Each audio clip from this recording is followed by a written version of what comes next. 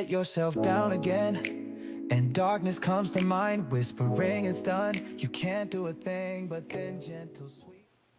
안녕하세요. 뉴에라 영어학원에서 잠신구를 담당하고 있는 정예희입니다.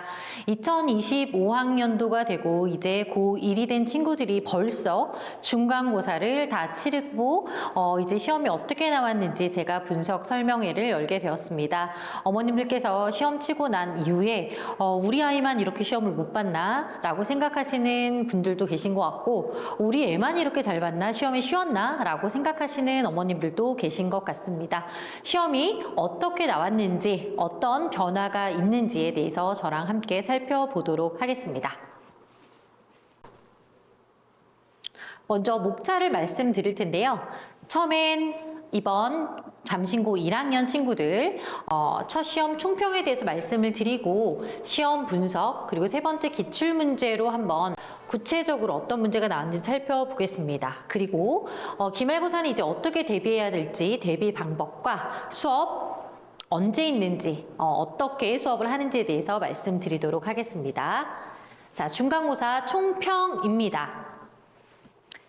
중간고사 총평은 영순위로 제가 먼저 써놓았던 것은 암기만 했다면 수월했던 시험입니다.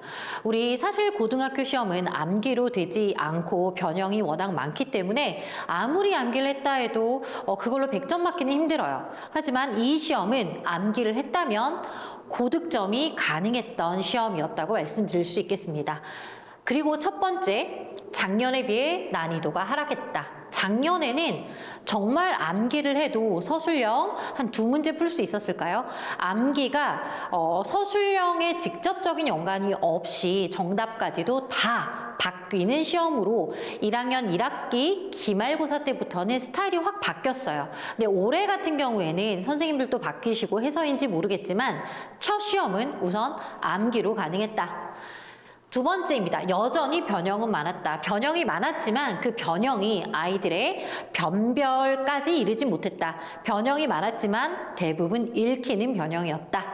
세 번째, 어법의 개수 몇 개인가 고르는 유형을 아이들이 제일 힘들어했는데요. 이게 최고 난도 유형이라고 할 수 있겠죠. 어법 유형 몇 개, 5개인가 4개인가 고르는 거죠.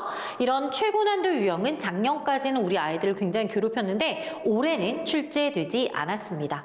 자, 네 번째, 어휘의 배신이라고 제가 써놨어요. 이렇게 어휘의 배신이라고 써놓은 이유는 학교에서 제가 조금 이따 보여드리긴 하겠지만 아이들에게 공부해라라고 어휘 리스트 150개 단어 리스트와 예문 리스트를 주셨어요. 그런데 그걸 정말 열심히 외웠던 우리 친구들도 많았는데요. 그렇게 외우지 않았더라도 중학교 수준의 어휘로 출제되었기 때문에 어렵지 않게 풀 수 있었다라고 말씀드리겠습니다. 다섯 번째, 영작은 암기로 75% 이상이 해결되었다. 기억나는 건 조금 이따 함께 보실 텐데요. 영작 서술형 5번 문제가 조금 난도가 있는 상유형으로 나왔고요. 그리고 나머지는 암기를 했으면 그래도 어느 정도 풀 수 있는 정도였다. 그래서 암기가 매우 중요한 시험이었음을 또다시 강조드립니다. 여섯 번째입니다. 순수한 영작 실력 측정은 서답형 5번 뿐이었다. 네, 서답형 5번 말고는 암기로 해결이 됐다라고 생각하시면 될 것 같아요.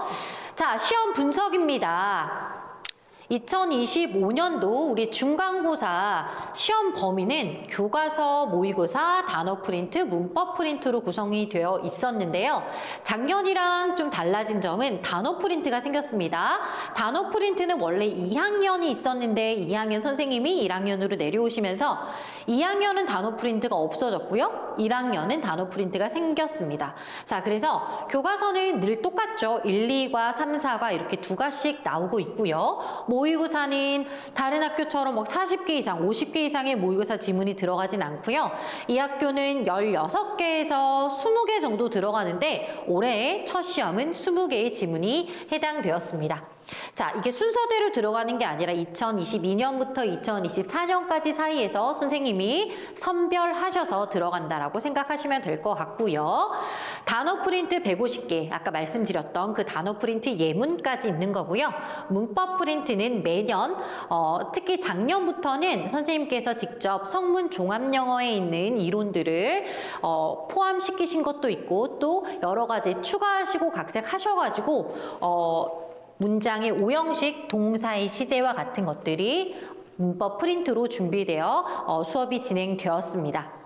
문법 프린트를 보시면 문장의 형식이나 동사의 시제들이 굉장히 깊은 부분까지도 다 이론서에 나오는 깊은 부분까지도 다 설명이 되어 있어요. 그래서 아이들이 그 부분까지도 열심히 공부를 하고 암기를 했다면 빠르게 시간 내에 풀 수 있었을 거고요. 그렇지 않았으면 헤매다가 시간이 부족해서 어렵게 느껴졌을 수도 있을 것 같습니다. 그래서 많이 보는 게 중요하고 많이 본 만큼 암기가 되는 그런 예문이 많았다면 그렇게 어렵지 않은 시험이었을 텐데 우리 친구들은 이제 첫 시험이고 그리고 생각했던 것보다 변형도 많이 되고 해서 시간 내에 푸는 게 어렵다 보니 시험이 어렵다라고 느껴졌던 친구도 좀 있는 것 같아요. 자, 영역별로 문항 비율을 보시겠습니다. 너무나도 당연한 겁니다.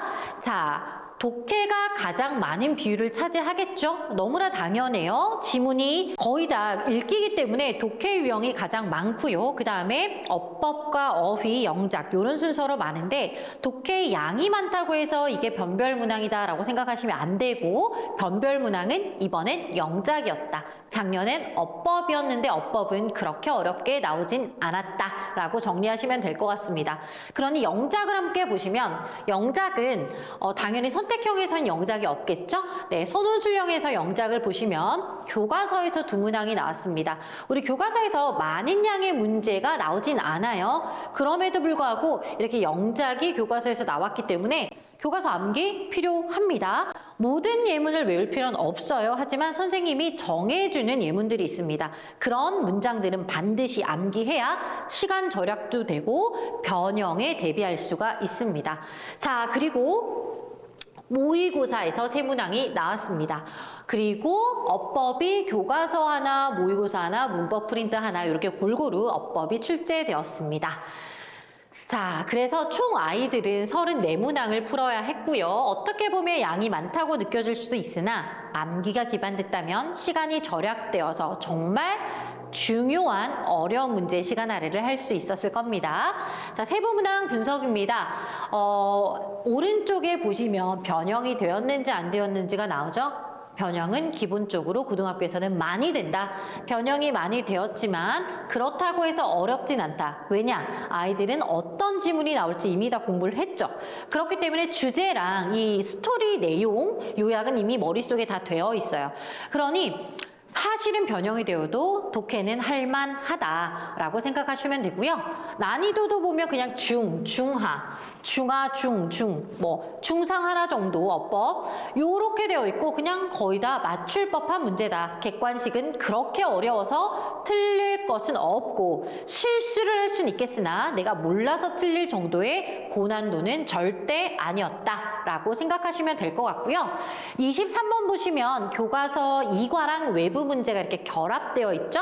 외부 지문이랑 교과서가 결합되든 외부 지문이랑 모의고사가 결합되든 이렇게 결합형 문제는 반드시 출제되기 때문에 그래도 이 외부 지문이 너무 어렵게 나오지 않았어요. 그래서 풀만했다. 근데 이 외부 지문 때문에 아이가 너무 당황했다라고 하시면 방학 때 독해 공부를 많이 하셔야 하고 그냥 처음 보는 그런 지문 같은 게 해석조차도 안 된다 그러면 구문 공부도 병행되기를 바라겠습니다. 방학을 노리시면 될 것 같아요.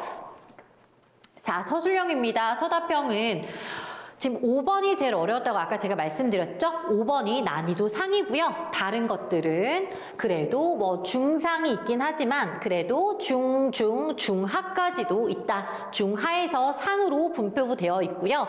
객관식에 비해서 중상의 해당하는 난도가 더 많죠. 그러니 객관식을 빠르고 정확하게 푼 후에 서술형의 아이들이 좀 더 시간을 투자했다면 실수하지 않고 풀었을 법한데 아이들이 시간이 너무 없다 보니 답안지에 그냥 바로 옮겨 쓴 친구들이 있었어요. 그래서 그 친구들한테 물어보면 자기가 무슨 답을 썼는지 기억이 안 난다고 하는 친구들도 있어요.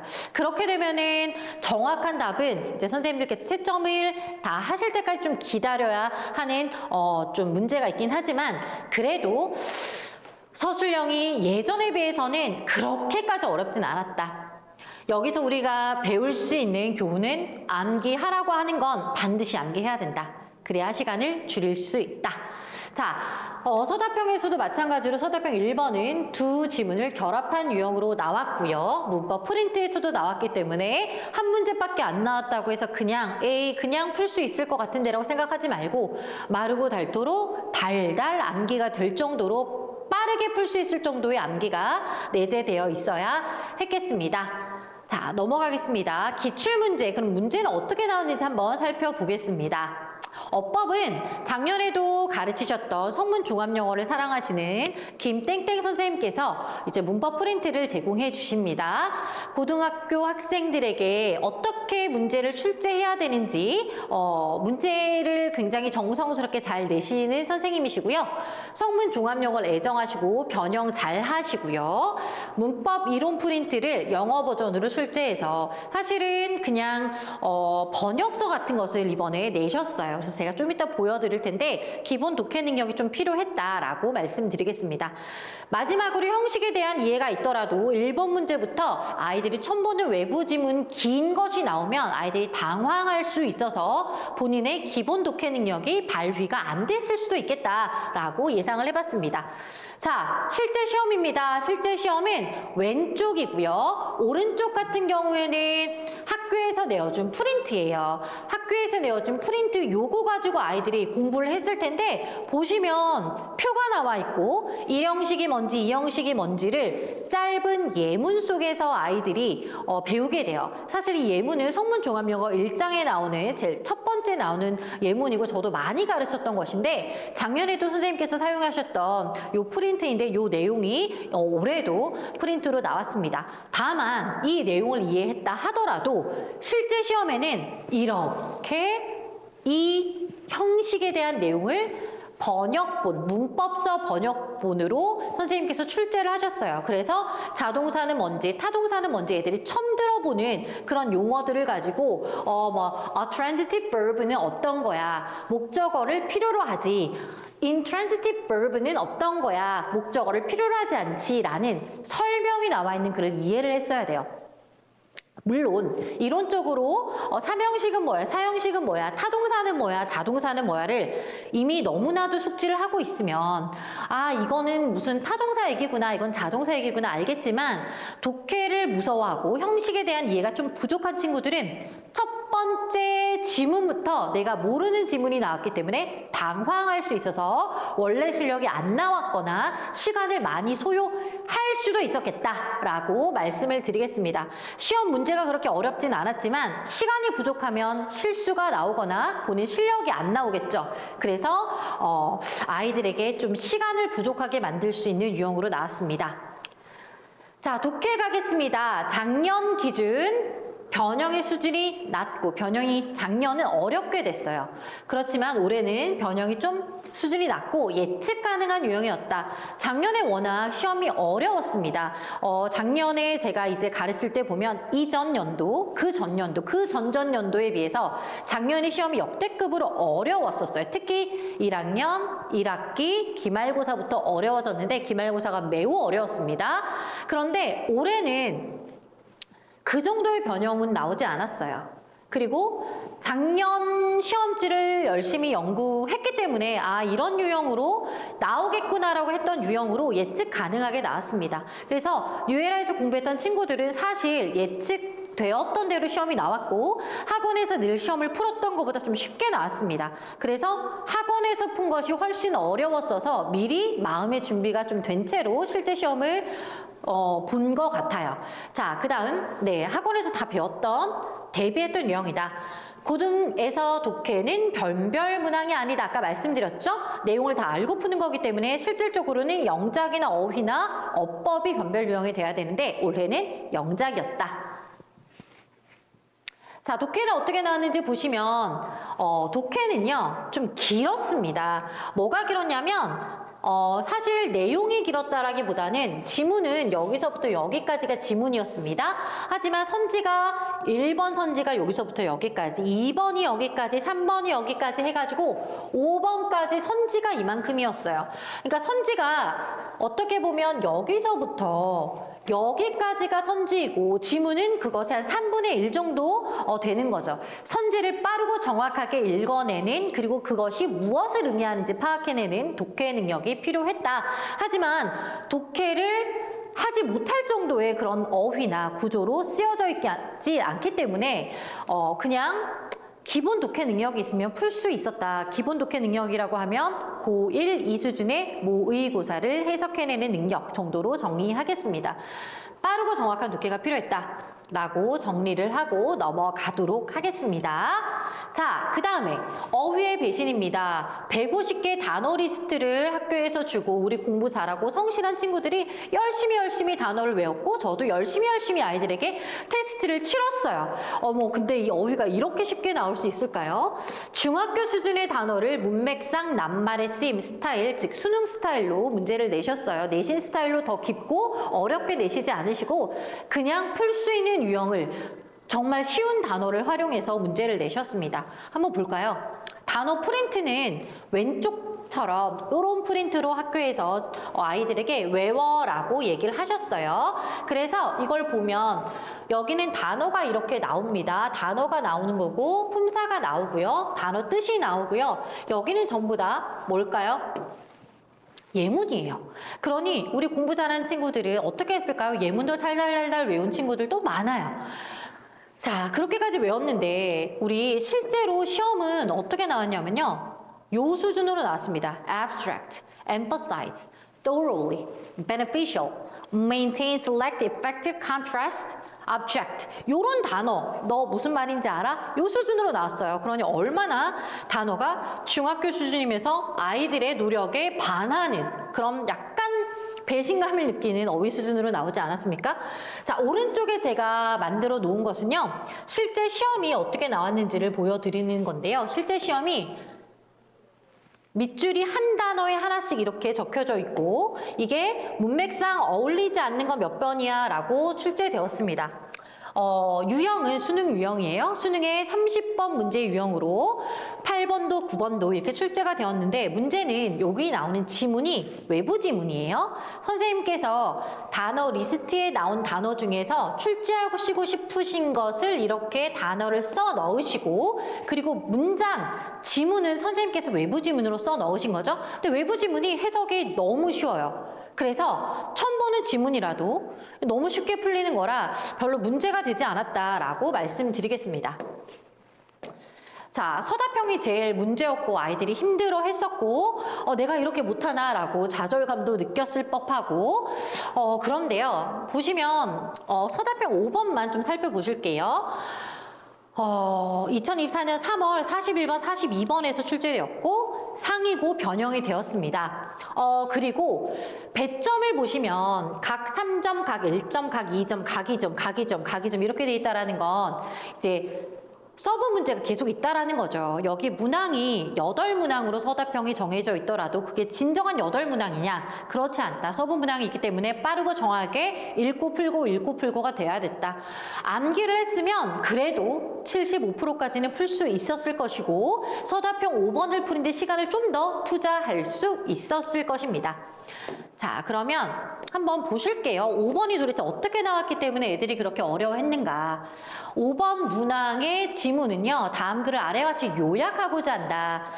요약 문제가 제일 어려운 문제죠. 요약하고자 할 때 이제 요 요약을 어떻게 너가 써낼 거야 라고 묻는 거예요. 이게 요약인데 이 내용은 사실은 우리가 다 읽었기 때문에 알고 있어요.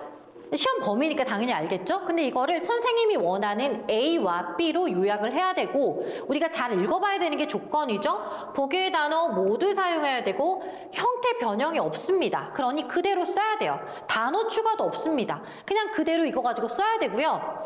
그리고 밑줄친 부분에 들어갈 내용만 작성하라고 했으니 소셜 노름즈부터 쓰면 안 돼요. A, B만 써야 된다. A는 10단어고 B도 10단어다. 이렇게 나오고 있습니다.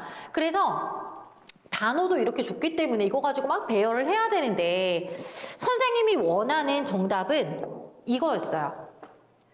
Vary across cultures and guide how people interpret social situations였는데 vary 다음에 아이들이 across cultures를 쓴 친구들도 있지만 어떤 친구는 guide across cultures라고 쓴 친구도 있고요. 그러니까 말이 되는 것 같으면 막 쓴 거예요. 그래서 선생님 이것도 정답이 되지 않아요? 라고 막 질문한 친구들이 있는데 문법은 틀리지 않았어. 근데 내용이 틀렸기 때문에 감점 내지 틀렸다고 하실 것 같아 라고 제가 얘기를 했어요. 그러니까 문법이 맞더라도 내용이 안 맞으면 안 되고 내용이 맞을 것 같은데 어법이 틀렸어요. 그럼 또 틀리게 되겠죠? 그래서 그런 부분들을 좀 고려해서 쓰려고 하니 좀 힘들었을 것 같고 암기로 되는 것이 아닌 요약을 해야 되잖아요. 그러니까 좀 어려웠을 거다. B는 상대적으로 좀 쉬웠습니다. B는 충분히 배열해서 풀 수 있었기 때문에 아이들이 A 하나 정도 틀렸으면 틀릴 법했다 라고 제가 아이들한테 얘기를 했던 것 같아요. 자, 기말 대비입니다. 기말 대비. 수업이 어떻게 진행됩니까? 라고 질문하신 어머님들이 계속 전화도 주시고 하셔가지고 말씀을 드리면 잠신고 1학년은 5월 6일 화요일 반, 5월 10일 토요일 반, 5월 11일 일요일 반 화, 토, 일 개강을 해서 주 1회로 진행이 되고요. 수업 시간은 5시부터 10시까지입니다. 5시 동안 수업을 하지 않고요. 5시부터 6시까지는 실제 시험 유형이랑 똑같은 변형 시험 한 종류를 보고요. 그리고 2종류의 암기 시험을 봅니다. 그래서 총 3종류의 시험을 보게 됩니다. 정말 열심히 고퀄리티로 문제를 만들어서 오기 때문에 아이들이 되게 어려워하고요. 아이들이 실제 시험보다 더 어렵게 매 시간 복습 시험을 본다고 생각하시면 될 것 같습니다. 그래서 1시간 동안 테스트를 보고 그리고 수업이 9시나 9시 반까지 진행이 돼요. 그러면 그때부터 아이들의 재시험을 보고 또 피드백도 하고 모르는 거 질의응답하는 클리닉 시간이 진행이 됩니다. 자, 매 시간 단어, 주요 문장 암기 시험이 있습니다. 말씀드렸듯이 매 시간 변형 시험도 있습니다. 총 3종류의 시험을 봅니다. 세 번째, 최종 모의고사 1, 2회가 진행됩니다. 실제 문제와 똑같이 아이들이 시험을 미리 2번이나 보고 갔어요. 훨씬 더 어려운 시험으로 보고 갔기 때문에 실제 시험에서는 아이들의 사실상의 성적이 향상된 친구들이 대부분이었습니다. 네 번째, 수업 후 클리닉이 진행이 되고요. 클리닉 시간이 너무 적었다라고 하면 주중에 상주하시는 저희 클리닉 담당 전문 선생님이 계세요. 그 선생님께서 아이들을 1대1로 피드백 하시면서 클리닉 진행을 해주십니다. 수요일에서 일요일까지 계속 계시니까 그때 아이들이 시간 맞춰서 와도 됩니다.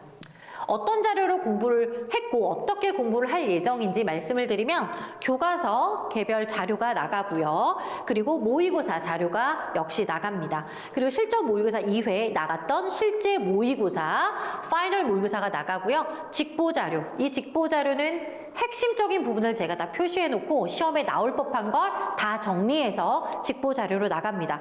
여기서 정말 많은 것들이 이제 적중을 했어요. 그래서 아이들이 선생님 저 깜짝 놀랐어요. 시험에 선생님이 어제 얘기했던 게 다 나왔어요. 라고 아이들이 얘기를 해서 저도 놀랐던 그런 직보 자료입니다.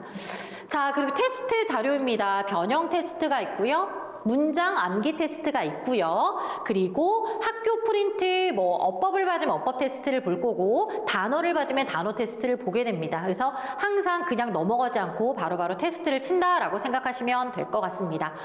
자, 제가 이제 잠신고를 올해 담당을 했는데 작년이 너무 어려웠기 때문에 올해는 상대적으로 좀 덜 어려웠는데 라고 생각을 하면서 아이들을 만났는데요.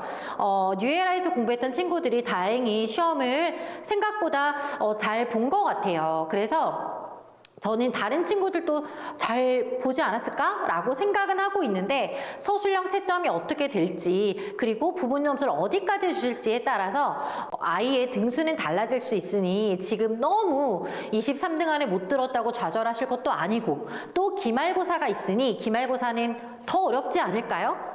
지금 풀만했다라고 생각이 들기 때문에 훨씬 더 어려울 거라고 생각을 합니다. 어렵다라고 하는 건 점수가 90점 넘는 친구가 별로 없고 한두 명 되면 진짜 어려운 시험이 되는 거죠. 기말고사는 그렇게 되지 않을까라고 예상을 해봅니다. 그렇기 때문에 중간을 좀 내가 못 봤다라고 하면 기말을 100점 맞아야지 라고 생각을 하고 정말 열심히 공부해서 전체 등급 향상이 이루어졌으면 좋겠고요. 우리 학원 뉴에라 영어학원에 오셔가지고 같이 공부하는 기쁨을 누렸으면 좋겠습니다. 들어주셔서 감사합니다.